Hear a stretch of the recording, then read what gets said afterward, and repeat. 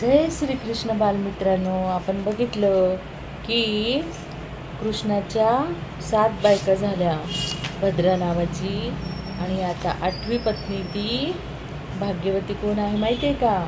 तर ती आहे कालिंदी.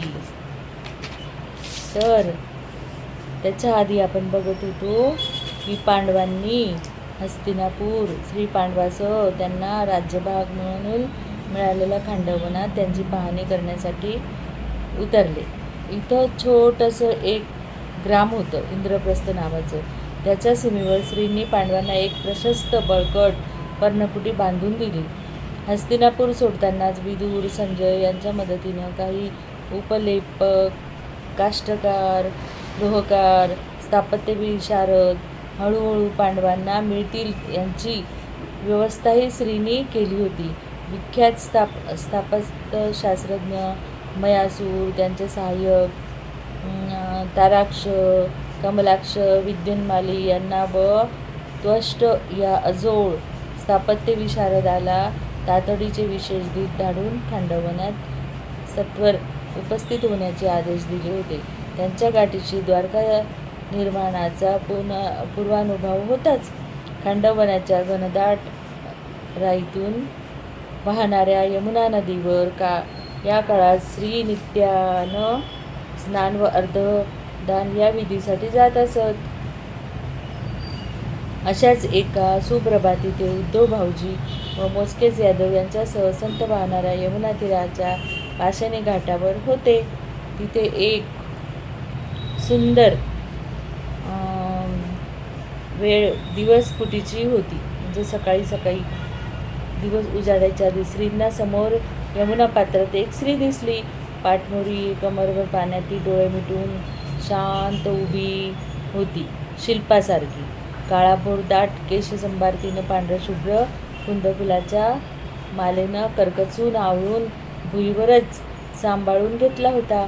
अंगावर पांढरं अशुक आणि तशीच कंचुकी होती. तिचं अर्धदान, नमन, वंदन झालं होतं.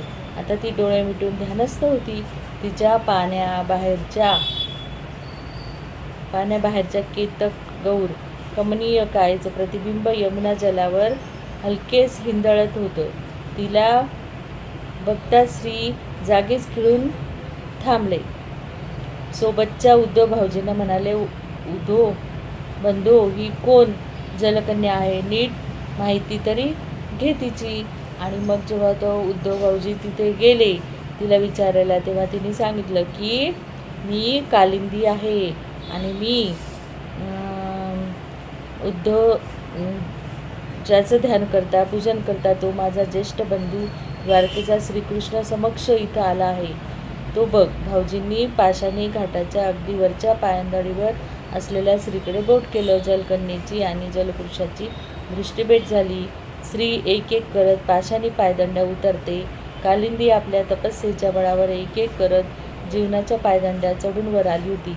तर ही श्रीच्या म्हणजे हिने सांगितलं की जलकन्या बाहेर पडली आणि तिने सांगितलं की मी कृष्ण माझे पती व्हावे म्हणून मी ही तपस्या करते. महाद्वारावर जाऊन माझ्या 7व्या आणि शेवटच्या भगिनीचं स्वागत करावं. तर अशी ही कालिंदी श्रीकृष्णाच्या जीवनात आली. त्यांचं नाव आहे अर्जुन. गोकुळ झालं. आता द्वारकेचं नांतं गोकुळ झालं. या सगळ्या पत्न्यांना 3-3 मुलं झाली. हिला रुक्मिणीला पण 3 मुलं झाले.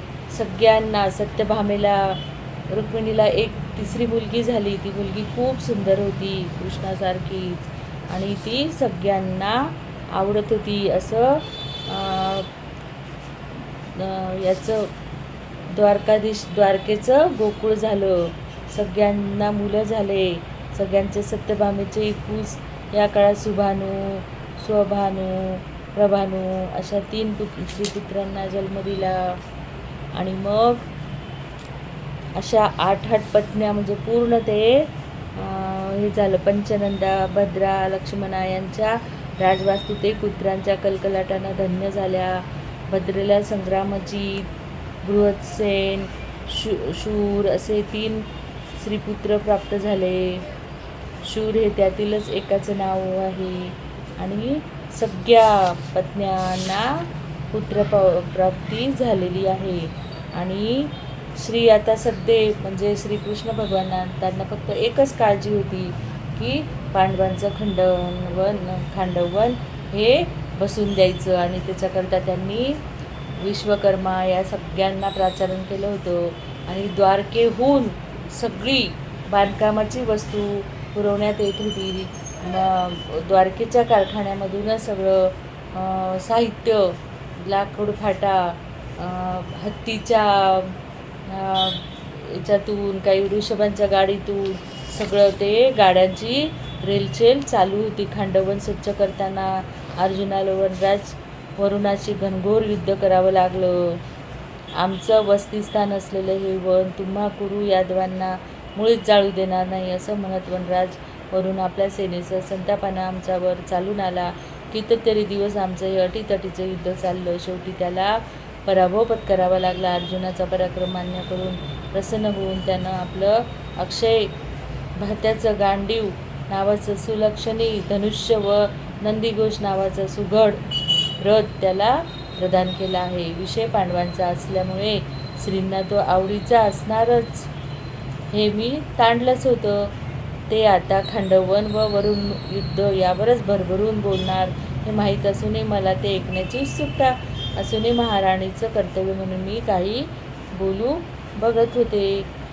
श्री मात्र माझ्याशी व म्हटलं तर आपल्या 7ही पत्नीशी खांडवनाबद्दलच बोलत होते. खांडवन हे इंद्रप्रस्थ म्हणून खूप चांगल्या रीतीने तयार झालं. आपल्याला माहितीच आहे, आपण महाभारतामध्ये ते बघितलेलंच आहे. इंद्रप्रस्थ हे सगळं कशामुळे झालं तर कृष्णाच्या मदतीमुळे झालं. कृष्णाने कुठल्याच गोष्टीची कमतरता ठेवली नाही. ती सगळी पांडवांना आणि आपल्या आत्याला, प्रिय आत्याला आनंदात ठेवण्यासाठी हे सगळं त्यांनी केलं. आणि अशा सांदीपनीचे अंकपात आश्रमातील शिष्य होते ऐकून मला माहीत होतं. मला वाटलं पादुका आचार्यांच्याच असाव्यात. आचार्य तर आता कक्षात प्रत्यक्ष उपस्थित होते. सुदाम भाऊजी एवढे भावमुग्ध झाले होते की त्यांनी अद्याप त्यांना पाहिलंच नव्हतं.